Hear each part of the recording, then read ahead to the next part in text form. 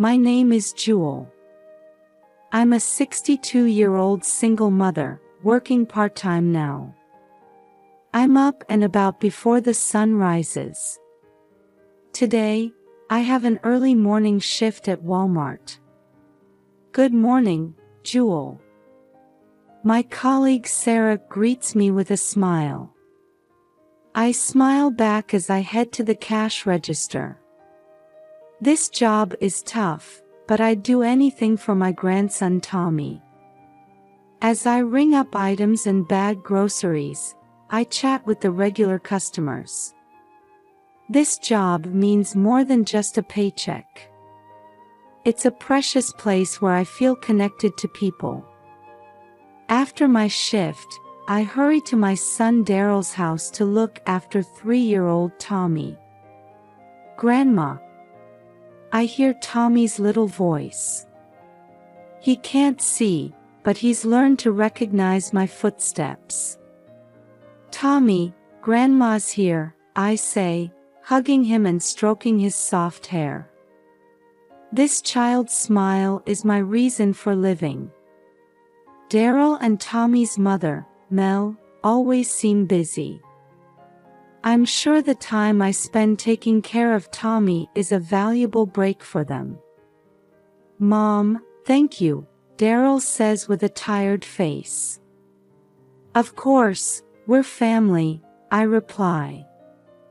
But lately, I've been a bit worried about Daryl and Mel. As I play with Tommy, I realize the importance of family bonds. It's hard having a grandson who's lost his sight, but this child's presence enriches my life. In the evening, I return to my apartment.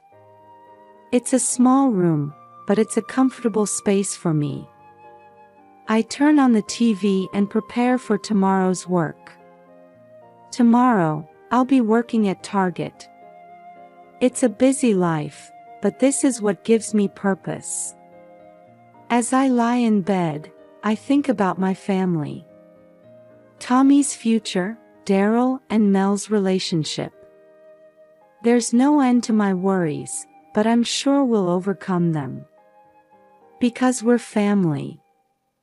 Believing this, I close my eyes. Another new day will begin tomorrow. I still clearly remember the day my son Daryl decided to get married. Mom, I want to introduce you to her, Daryl said, his voice mixed with excitement and anxiety. That day, I met Mel for the first time. She was beautiful, with a sophisticated air about her. Nice to meet you, Jewel. I've heard so much about you from Daryl, Mel said with a smile, but it felt somewhat calculated. Does this woman really care for Daryl? When the wedding preparations began, Mel insisted on a luxury brand dress and an extravagant venue. Her family is wealthy, Daryl said. They're covering all the expenses for the ceremony. Is that really true? Something feels off. On the wedding day, Mel's parents were nowhere to be seen. They couldn't make it due to work, Mel made a light excuse. My sense of unease was right on the mark. Later, we found out that Mel's wealthy family background was a lie. She had been deceiving us about her origins. A year after their marriage, Tommy was born. When I held that tiny baby, my heart was filled with joy. Congratulations, Daryl, Mel, I said, tears in my eyes. However, that joy didn't last long.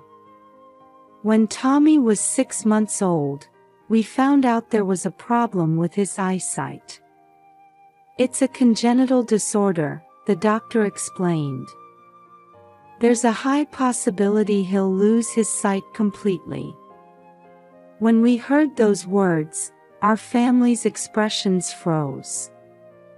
What should we do? Daryl murmured. Mel remained silent, staring at the baby. What about this child's future? What can we do? The days that followed were a constant stream of hospital visits. High medical costs, special care, anxiety about the future, everything seemed to be crushing us. Mom, what should we do? Daryl's voice was filled with despair. I hugged his shoulders and said firmly, "It's okay. We'll get through this as a family." However, contrary to those words, anxiety was swirling in my heart too. Mel's attitude was gradually growing colder, and cracks were beginning to form in her relationship with Daryl. What will become of our family? As I held Tommy's tiny hand, I steeled my resolve. No matter what happens, I will protect this child and make him happy. That became my mission. The shape of our family was changing, and new trials were waiting for us. But I didn't know yet. This resolution would soon greatly change our lives. After Tommy's visual impairment was discovered, our family's life changed completely. Faced with high medical costs and the need for special care, Daryl's household fell into financial difficulties. Mom, I'm really sorry, but... Daryl's voice trembled. He bowed his head and asked me for financial assistance. I understand. I'll do whatever I can, I answered without hesitation. And from that day, my financial support for Daryl's family began. I started giving them most of my monthly salary. While cutting back on my own living expenses, I desperately tried to set aside as much money as possible for my grandson's future. Jewel, I don't know what we would have done without your help. Mel's words were filled with gratitude, but somehow they felt superficial. Is she really grateful? One day, I came across information about disability benefits for children. If we used the government support system, part of the costs for Tommy's care should be covered. Daryl, have you applied for Tommy's disability benefits? I asked, but Daryl showed a slightly confused expression. Oh, that. Mel is handling the paperwork, he said. However, I didn't hear any concrete progress after that. That's strange. Why aren't they rushing? A small sense of unease began to grow within me. Despite my support, there seemed to be no sign of improvement in Daryl's household finances. Did you buy a new outfit? I asked one day, noticing the expensive-looking blouse Mel was wearing. Oh, this? I got it on sale, Mel answered lightly, but there was a hint of guilt in her attitude. She's not telling the truth. I was also worried about Tommy's condition. He was losing weight day by day and becoming less energetic. Tommy, are you okay? Is there anything you want to tell Grandma? I asked gently, but he just shook his head silently. Did something happen to this child? At night, when I returned to my apartment alone, I pondered deeply about this situation. Several months had passed since I started providing support, but the situation seemed to be getting worse rather than better. Is my support really helping? Or... Various questions swirled in my head. Daryl's debts, Mel's attitude, Tommy's condition. Everything seemed unnatural. I might be missing something important. I made up my mind. I needed to investigate this situation more closely. To protect my family, especially Tommy, I needed to know the truth. That night, I couldn't sleep. As I thought about my actions for tomorrow, I prayed in my heart. God, please protect my family. And please give me the strength to see the truth. That day, my life changed forever. For 3 days, the lights in Daryl's house hadn't been on. They weren't answering their phones. Anxiety gripped my chest. Something's wrong. I need to check. With trembling hands clutching my car keys, I headed to Daryl's house. The neighborhood's silence felt eerie. Standing at the front door, I could hear faint crying from inside. Tommy. There was no answer when I knocked. In panic and fear, I found myself shouting, "Daryl! Mel! Is anyone there?" But all I got in response was weak crying. I can't wait any longer. I made a decision.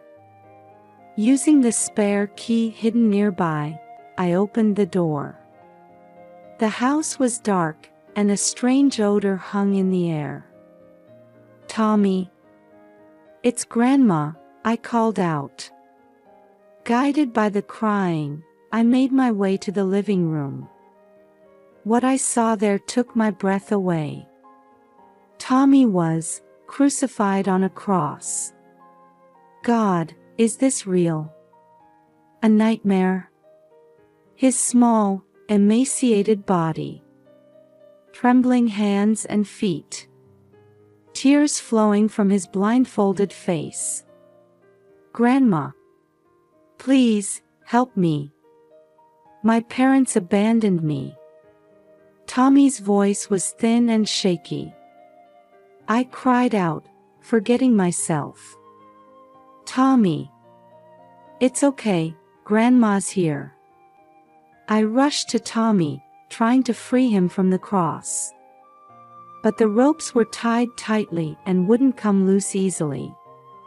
"Stay calm. I need to call for help first." With shaking hands, I took out my cell phone and dialed 911. "It's an emergency.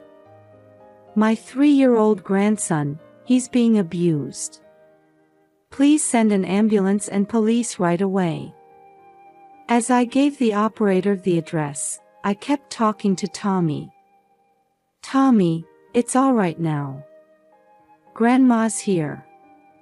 I won't leave you."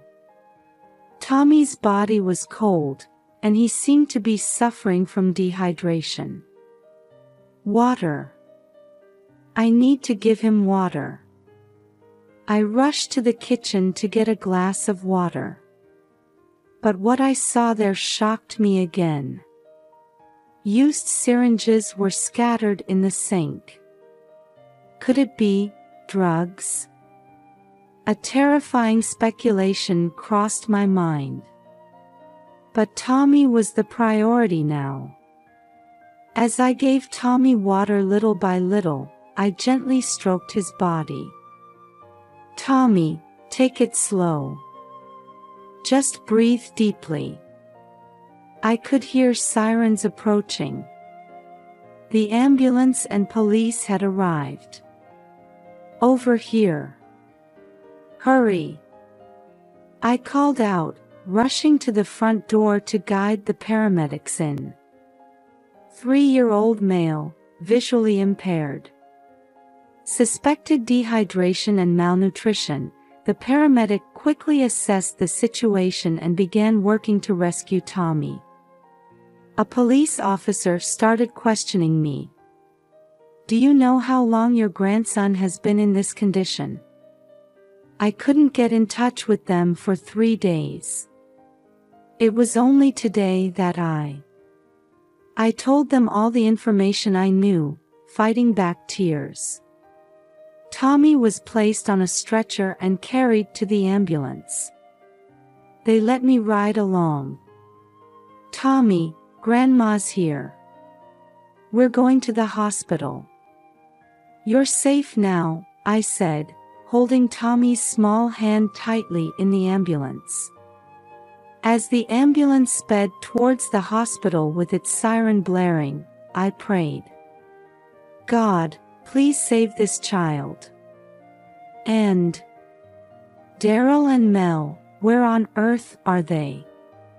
In the ambulance racing to the hospital with sirens blaring, questions kept surfacing and disappearing in my mind. What would become of us now?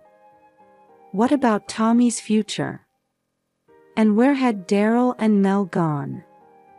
While all the answers weren't clear yet, one thing was certain. I would protect Tommy no matter what happens. In the hospital waiting room, I continued answering questions from the police officers. Tommy was receiving intensive care. "Mrs. Robbins, when was the last time you had contact with your son and his wife?"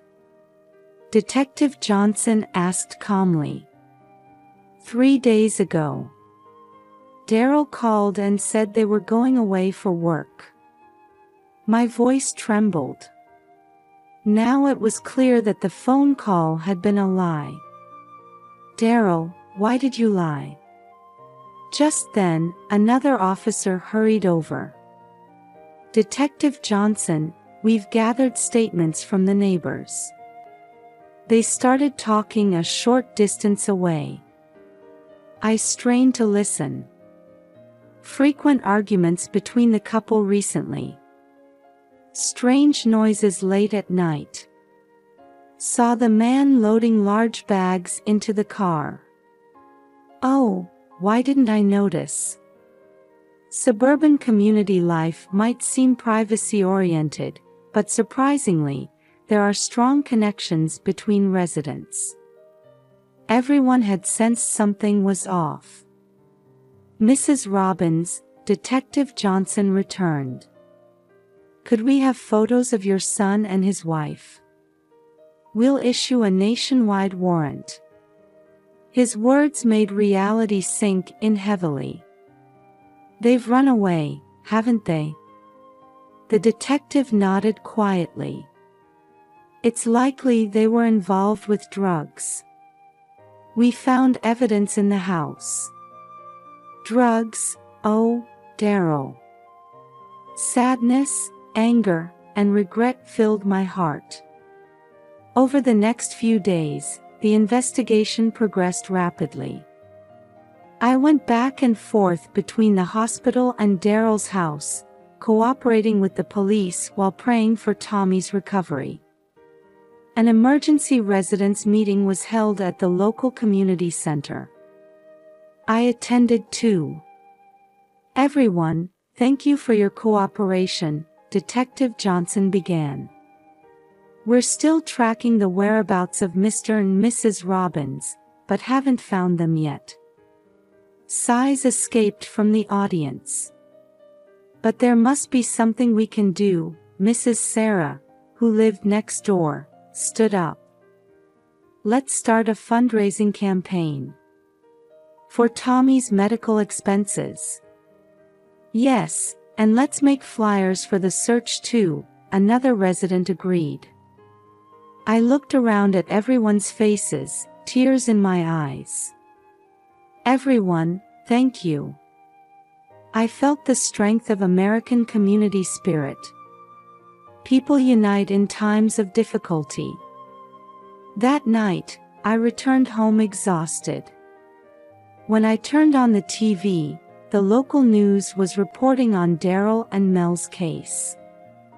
The whereabouts of Mr. and Mrs. Robbins, suspected of drug trafficking, remain unknown. The abuse of their 3-year-old son. The doorbell rang, startling me as I headed to the entrance. When I opened the door, Mr. and Mrs. Taylor from across the street were standing there. "Jewel, are you all right?" We brought you dinner. Mrs. Taylor held out a warm pot. We all made it together. We want you to stay strong. Their kindness made me break down in tears. Thank you, really, thank you. Mr. Taylor said quietly, Jewel, you're not alone. We're here for you. That night, neighbors kept visiting, bringing food and words of encouragement. I made a vow in my heart. Tommy, I will protect you no matter what. And I must face Daryl calmly. The next morning, I was awakened by a call from the hospital. Mrs. Robbins, your grandson has regained consciousness. Those words brought a ray of hope. As I hurried to the hospital, my phone rang. It was Detective Johnson. Mrs. Robbins, we've received important information. Daryl's location. My heart raced. The time had come for the truth to be revealed. Daryl, you'll tell me everything, won't you? I'm ready to listen. When I arrived at the hospital, Detective Johnson was waiting in the hallway. I heard your grandson has regained consciousness. Let's go there first. Then we'll talk in detail about the ongoing investigation. I took a deep breath and headed to Tommy's room. Whatever truth awaited us, we would overcome it. As a family, and as members of the community. In the interrogation room at the police station, I sat on a hard chair, staring at Daryl's figure through the glass in front of me. My son, why? Daryl had turned himself into the police a few hours ago. Mel was nowhere to be seen. Detective Johnson quietly spoke to me. Mrs. Robbins, are you ready? I nodded silently. The door opened and Daryl came in. Seeing him, emotions clashed violently within me. Anger, sadness, and love. Mom. Daryl's voice was thin and shaky. Why, Daryl? Tommy is your son. My voice was surprisingly calm, even to myself. Daryl raised his face and looked at me with tearful eyes. I'm the worst father. I couldn't protect Tommy. He took a deep breath and began to talk. It all started 3 years ago when I met Mel. She was charming, and I was infatuated. But she had a dark side. Daryl confessed to financial difficulties and his dependence on Mel. After marriage, they found out that Mel's wealthy family background was a lie, and their debts snowballed. When Tommy was born, we panicked. Caring for a disabled child, high medical expenses. Daryl's voice choked. Mel said, if we sell drugs, we can make money in one go. Oh, Daryl. At first, I refused. But we were being chased by debt collectors. We couldn't even pay for Tommy's treatments. Daryl's voice shook. I listened, holding my breath. It was supposed to be just once. But when the money started coming in, we were blinded by greed. He covered his face with both hands. Mel gradually became cruel. She started saying, Tommy is a burden. Anger welled up in my chest. That woman, I can't forgive her. One day, Mel started giving drugs to Tommy. At Daryl's words, I stood up involuntarily. What did you say? Detective Johnson placed his hand on my shoulder, quietly urging me to sit down. Daryl continued, tears streaming down his face. I couldn't stop her. I was a coward. I just did whatever Mel said. He looked up, staring straight at me. But that day, when I saw Tommy being tied to the cross, I came to my senses. I tried to stop Mel. But she knocked me down and ran away. I noticed the bruise on my son's face. I was paralyzed with fear. I couldn't help Tommy, and I ran away. Daryl's voice choked. But my conscience kept tormenting me. That's why I decided to turn myself in. Silence filled the room. I was shaken by complex emotions. Anger, sadness, and a faint sense of relief. At least he told the truth. Daryl, I called out quietly. What you did is unforgivable. Daryl's shoulders slumped. But, I continued, thank you for turning yourself in. This was necessary, for Tommy's sake too. He looked up at me with surprise. Mom, you must pay for your crimes. But when that's over, we'll raise Tommy together. A glimmer of hope appeared in Daryl's eyes. Really? Is there still a chance for someone like me? I answered, maintaining a stern expression. It won't be easy. It will take a long time to regain trust. But, you're my son. And Tommy's father. Detective Johnson quietly spoke up. Mrs. Robbins, let's end the conversation here. Daryl, can you tell us more about Mel's whereabouts? I stood up and looked at Daryl one last time. Do your best. Tell them the whole truth. Daryl nodded tearfully. As I left the room, my heart was filled with complex emotions. Anger and sadness, and a faint hope. It's going to be a long journey. But as a family, we'll definitely overcome this.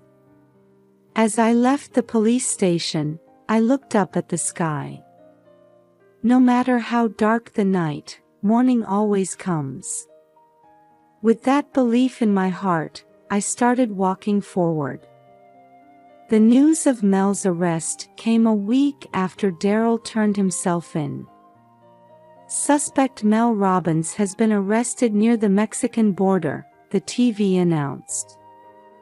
I sighed with relief in front of the television. Finally. On the day of the trial, I walked to the courthouse holding Tommy's hand tightly. His eyesight had improved a little, and he could now walk using a cane. As we entered the courtroom, there was a palpable tension in the air. The prosecutor and Mel's defense lawyer were each preparing their cases. The judge entered, and the court proceedings began. Defendant, Mel Robbins. You are charged with child abuse and drug trafficking, the judge announced. Mel stood expressionless. When I took the witness stand, I recounted the events of that day with a shaking voice. Remembering the horrific sight of Tommy crucified, tears welled up. Objection. Mel's lawyer stood up. This testimony is appealing to emotions. Overruled, the judge calmly declared. Next, Daryl took the stand. He couldn't raise his face and began speaking with his head bowed. Mel married me for inheritance purposes. A shock ran through the courtroom. Daryl tearfully narrated the story from his meeting with Mel to their involvement in drug trafficking. Then he revealed the details of Tommy's abuse. Mel called Tommy a nuisance and gave him drugs. I closed my eyes involuntarily. It was an unbearable truth. As evidence, drugs found in Daryl's house and Tommy's medical records were presented. Finally, the prosecutor stood up. The defendant, Mel Robbins, abused the most vulnerable child and trampled on his innocent soul. She should receive the harshest punishment. The time for the verdict came. Members of the jury, have you reached a verdict? Yes, the jury foreman stood up. We, the jury, unanimously find the defendant, Mel Robbins, guilty on all charges. A sense of relief swept through the courtroom. The judge pronounced the sentence with a solemn expression. Mel Robbins, I sentence you to 25 years in prison for child abuse and drug trafficking. I hugged Tommy tightly. It's over, Tommy. Everything's going to be okay now. Tommy nodded slightly. As we left the courtroom, I turned back to look at Mel. She was being led away by officers, her expression still cold. I wonder if she truly regrets what she's done. As we stepped outside, the media had gathered. Mrs. Robbins, please give us a comment, they called out. I took a deep breath before answering. Justice has prevailed. But this isn't the end. The journey to rebuild our family has only just begun. Holding Tommy's hand, we walked through the crowd of reporters. The real battle starts now. But we'll definitely overcome it. The evening sky seemed to shine with the promise of new hope. 3 months after the trial, I officially obtained custody of Tommy. Congratulations, Mrs. Robbins, the social worker said with a smile. You are now Tommy's legal guardian. I hugged Tommy, fighting back tears. Tommy, from now on, we'll be together. I'll always be by your side. Tommy nodded slightly. His eyes were slowly regaining their light. With proper medical care, Tommy's eyesight gradually improved. He continues rehabilitation under the guidance of specialists. Tommy's recovery is miraculous, Dr. Thompson told me after an examination. While it might be difficult for him to regain full vision, there's a good chance he'll recover to a level where he can manage daily life without major issues. Those words filled my heart with hope. Tommy, you have a bright future ahead of you. To solve our financial problems, I made a big decision. I decided to sell the house I had lived in for many years and move to a town near where my daughter Linda lives. Mom, are you sure about this? Linda asked worriedly. Yes, let's all work hard together in this new environment, I answered with a smile. On moving day, the neighbors gathered to see us off. Jewel, we'll miss you, Mrs. Taylor said, tearing up. But I'm sure this is the best choice for you and Tommy. I nodded deeply. Everyone, thank you so much. Without your support, we couldn't have made it this far. Our new life in the new town began. It's a small apartment, but it's a new home for Tommy and me. Linda and her family visit frequently. Come on, Tommy. Let's go to the park with your aunt, Linda calls out gently. Tommy's smiles gradually increased. Adjusting to the new environment wasn't easy, but by participating in local support groups, we were able to move forward little by little. Sarah, whom I met at the Parents Group for Visually Impaired Children, told me, America has wonderful support systems. Let's explore them together. Encouraged by her words, I discovered various support programs for Tommy. We also decided on a special needs school for him to attend. Tommy, what do you think?